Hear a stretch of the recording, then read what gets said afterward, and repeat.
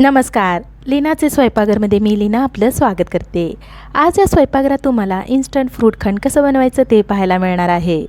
चला तर मग आजच्या या रेसिपीला सुरुवात करूयात। एका भांड्यामध्ये 250 ग्रॅम बदाम पिस्ता फ्लेवर असलेले श्रीखंड घेतलेले आहे। श्रीखंड आपल्याला थोडं पातळ करायचं असल्यामुळे याच्यामध्ये उकळून थंड केलेले दूध घालूयात। फ्रूट खंडसाठी साईचा अजिबात वापर करायचा नाहीये।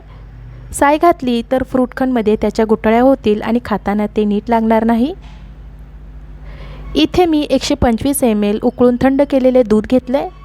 थोडं थोडं दूध घालूया आणि चमच्याने मिक्स करूया। मिक्स करत असताना आपल्याला अंदाज येईल की दूध किती आपल्याला घालायचं आहे ते। हे आपल्याला मिश्रण जास्त पातळ किंवा घट्ट करायचं नाहीये।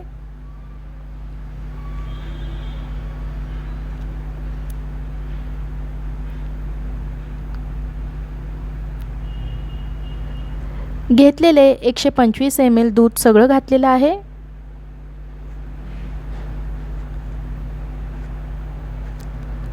हे बघा मिश्रण चमच्यातून खाली सहज पडत आहे। श्रीखंड आणि घेतलेली फळं गोड आहेच, पण आपण याच्यामध्ये दूध घातलेलं असल्यामुळे फ्रूट खंड कमी गोड होणार आहे, म्हणून 2 चमचे पिठी साखर घालूया। साखर घातली तर ती पटकन विरघळणार नाही, म्हणून पिठी साखरेचा वापर केलेला आहे। मिक्स करून घेऊया। पिठी साखरेच्या गुठळ्या राहणार नाहीत याची काळजी घ्यायची आहे। पिठी साखर आपले मिक्स करून झालेली आहे। मिश्रण आपलं फार पातळ किंवा दाट झालेलं नाहीये। आता याच्यामध्ये आपण फळे घालूयात।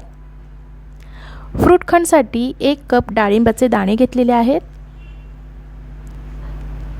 10 ते 12 हिरवी द्राक्षे घेतलेली आहेत। द्राक्षे धुवून स्वच्छ कपड्याने कोरडी करून घ्यायचे। द्राक्ष आकाराने मोठी असल्यामुळे त्याचे 3 भाग होतील असे कापून घेतलेत। द्राक्ष आकाराने लहान असतील तर 2च भाग होतील असे कापून घ्यायचे। एक मध्यम आकाराचे सफरचंद घेतलेले आहे। सफरचंद सुद्धा धुवून त्याच्या बिया काढून अशा छोट्या छोट्या फोडी करून घेतलेल्या आहेत। त्याची साल काढायची नाहीये, फ्रूट खंडमध्ये छान दिसतात। फळं तुम्ही तुमच्या आवडीप्रमाणे घेऊन त्याचे प्रमाण कमी किंवा जास्त करू शकता। मिश्रणामध्ये डाळिंबीचे दाणे, द्राक्षाचे तुकडे, सफरचंदाचे तुकडे घालून व्यवस्थित मिक्स करून घेऊयात। फळे आपली मिक्स करून झालेली आहे।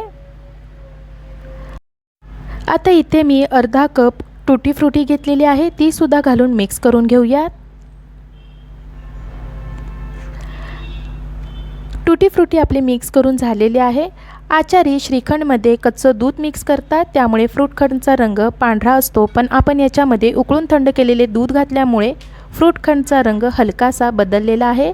इन्स्टंट फ्रूट खंड आपलं खाण्यासाठी तयार झालेलं आहे। असं फ्रूट खंड तुम्ही सणासुदीच्या दिवशी बनवू शकता।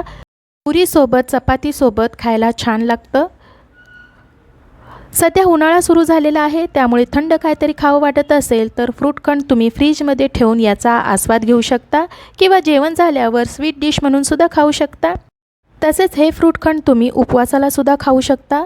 असं इन्स्टंट फ्रूट खंड तुम्ही नक्की करून बघा आणि कसं झालं ते मला कमेंट बॉक्समध्ये सांगायला विसरू नका। अशा छान छान रेसिपी पाहण्यासाठी लीनाचे स्वयंपाकघर या यूट्यूब चॅनलला लाईक, शेअर आणि सबस्क्राईब करायला विसरू नका। धन्यवाद।